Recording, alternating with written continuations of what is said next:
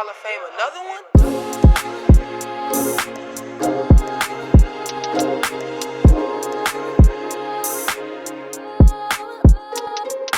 The bench starters. I'm James. That's Noel. And today we have another guest, Bre Gunnels. Yeah, thank y'all for having me.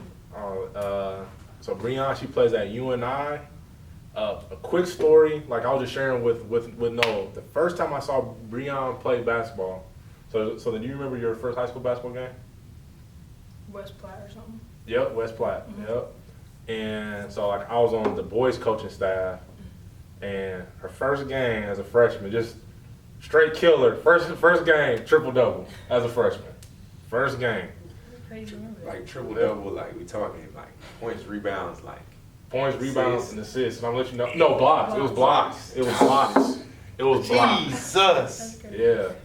So that was like the first memory. I was like, yeah, she got it. Like from day one, I was like, yeah, she got it. So like whatever she wanted to do, like I knew she was great. Like she was gonna be there. So when did you realize that?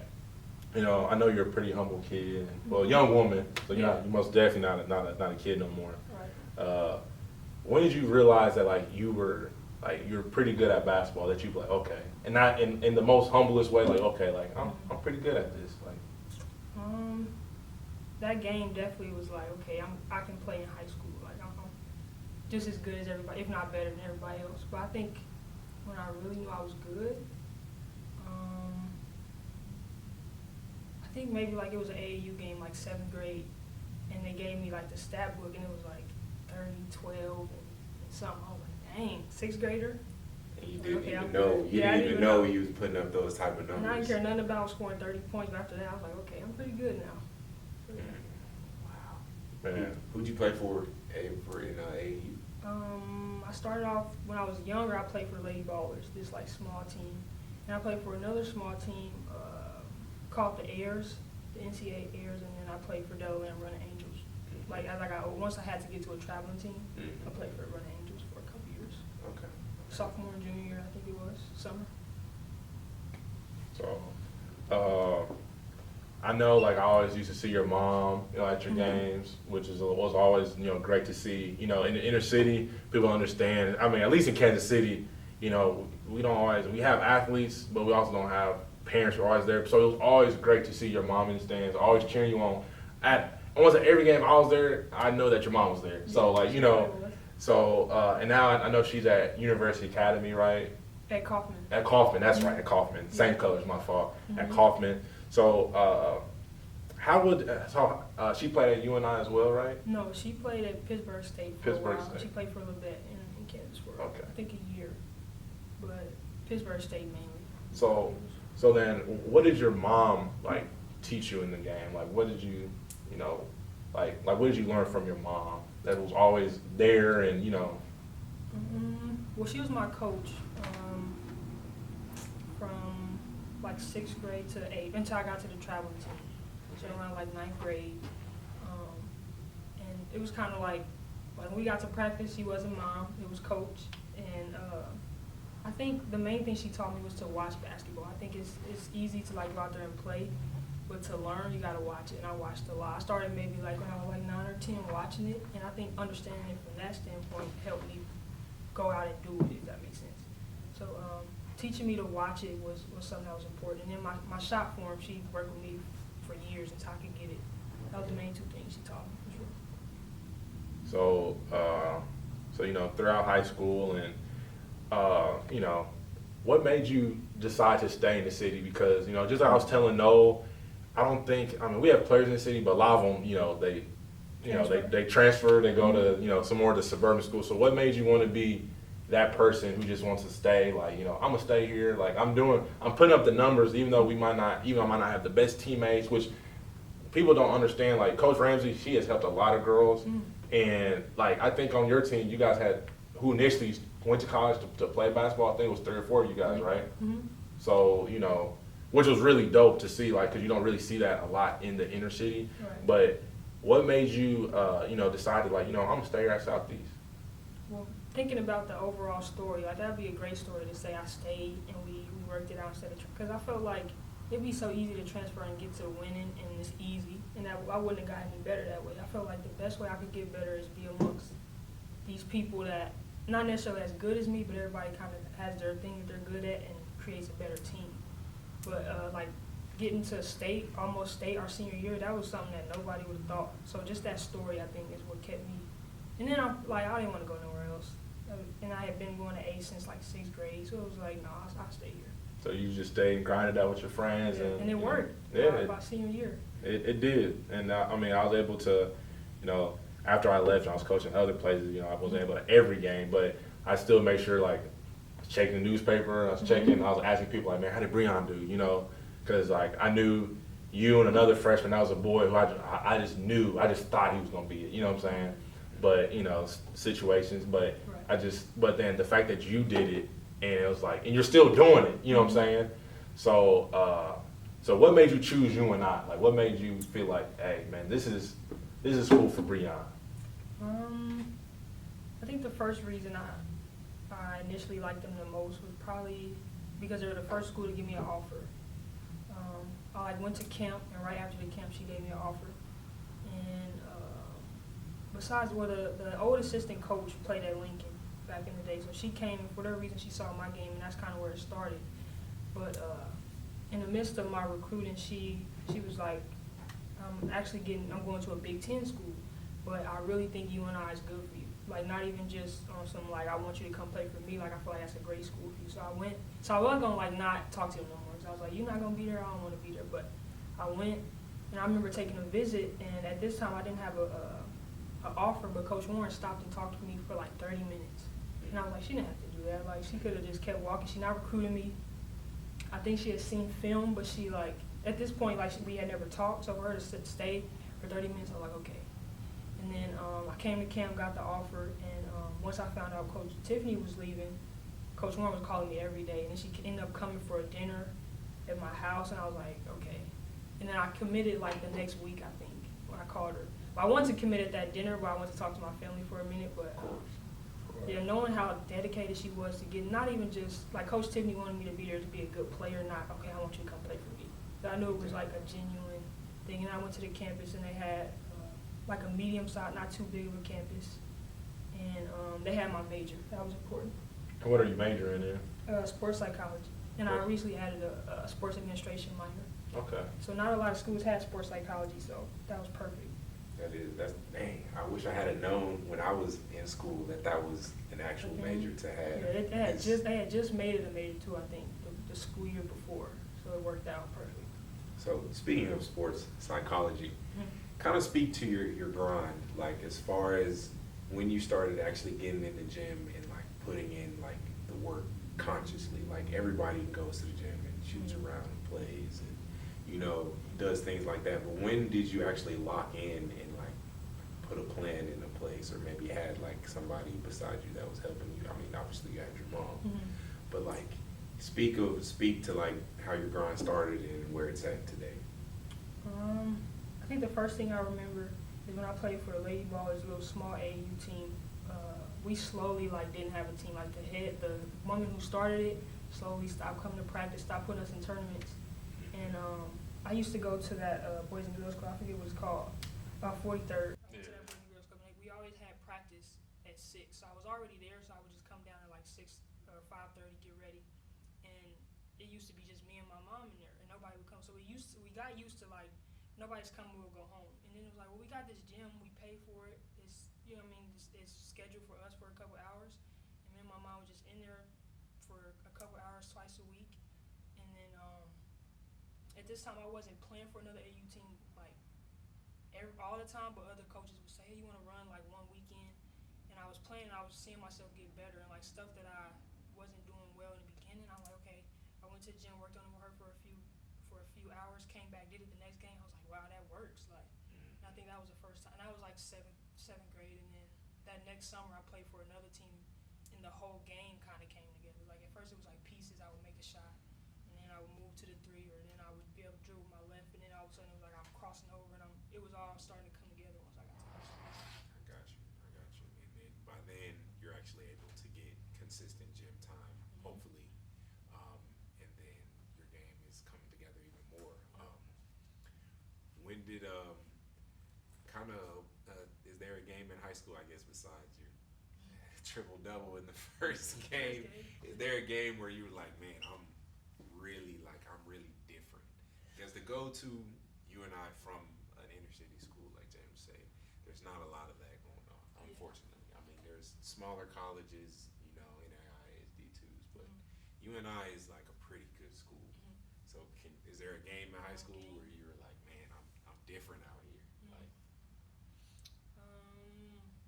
win or lose too, because I mean, like I know we're all, we always want to win, but sometimes you had those Just games, you score 40, like but you just lose. like, dang, like I was really out there, like like a time that you sat in bed, like, dang, I was really killing the girls today, like they couldn't handle me. Exactly. Maybe I think it was my junior year. We were in districts, and by this time we had never won a district game yet, and we won our first one, and we played UA the second game.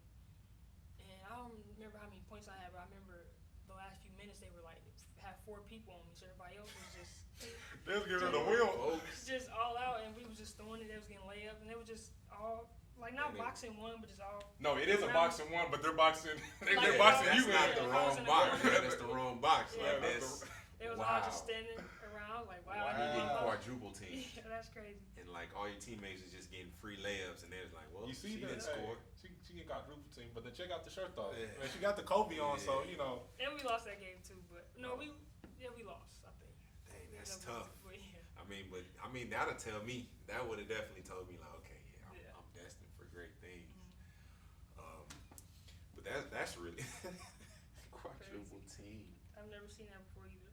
Yeah, And I've never seen it before. Probably won't ever see it yeah, again. that's something different. No, I take that back. It was one girl at Barstow. I coach at Barstow, and I think she's going to K-State. Not this year, but next year.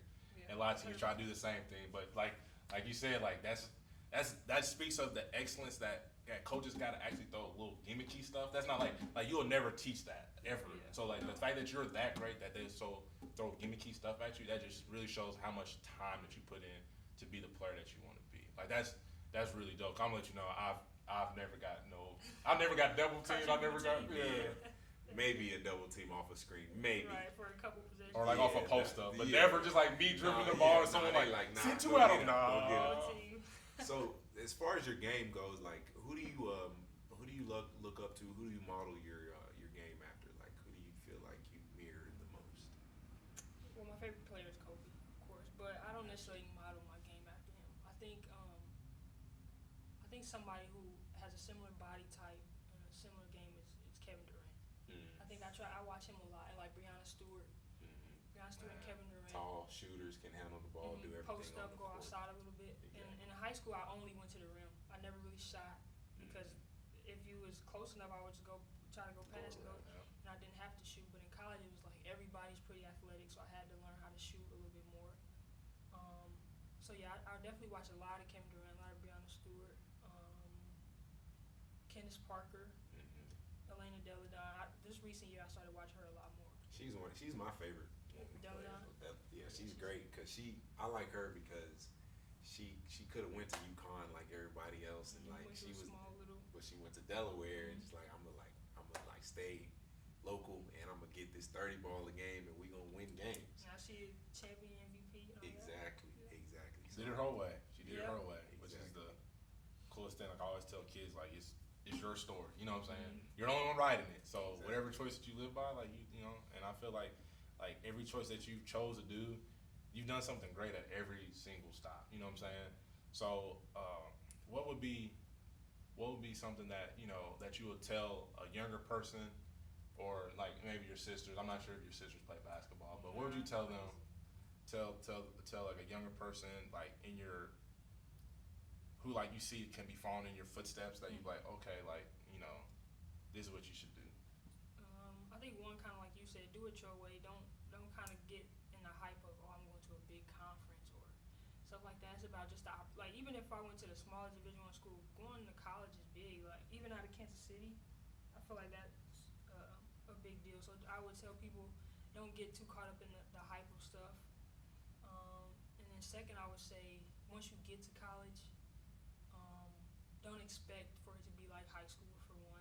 And then whatever role you star in that. I think it's easy to be, like I didn't play much my freshman year, and that was hard because I was a star player in high school, and I didn't know how to like figure out how I can assert myself on this new team with people who are just as good as me. So I was like, okay, now I have to figure out my role and be good in that. So I was like rebounding and defending. I got better and better at that. Now I'm a junior. Now I'm able to score a little bit more. But I think finding your role initially, and it doesn't have to be scoring. Just be good at whatever it is that you're good at starting out. Got you. So, what would you say is next for you? Like as far as aspirations, like how far do you see yourself going with basketball? Do you see yourself maybe going overseas, or maybe the WNBA, or maybe do you see your future? Maybe it's not in playing, but maybe with your sports psychology major. Like, where do you see yourself going? Well, my first goal is to definitely go to the WNBA. I'll be entering the draft after this year for sure. No matter how the season goes, I'm definitely gonna do that. And if I get drafted, that's great. I'll go. You know what I'm saying? Whatever team I go to. But if I don't get drafted, I can still make a team. So it's just depending on that. But if WNBA for that doesn't work out, then I'll go overseas and try to work my way into the league eventually. But that's been my goal for a long time, to play professionally. Especially after I got to, like I set a goal to go D1, and I did that. I was like, okay, I can do this. And then sports psychology, outside of basketball, I'm kind of studying that to be a coach, athletic director kind of thing. So if that, or after I retire, I still want to do that, coach or athletic direct, or get into sports marketing or something along those lines. I got you. Really dope. I've actually never heard of somebody wanting to be an AD, but Yeah. a lot of the ADs I know like fell into it, and sometimes they weren't. I feel like being an AD, you actually have to care a whole lot about your students in order to get the most out of that job. So that's really dope. In all the sports. Exactly. Even the sports not that just Yes, not the ones that you right. didn't play or you Right. didn't like. A Yeah. lot of times, That's ADs dope. they leave other sports out to dry. So you seem like you're a pretty caring and passionate person. So For sure. that's really good. What would you say is your top 3 favorite players, like from past, present? It doesn't have to be people that you model your game after, but it can be like, for me, like I love Gilbert Arenas, you know what I'm saying? So like, what are your like 3? Kobe's number 1.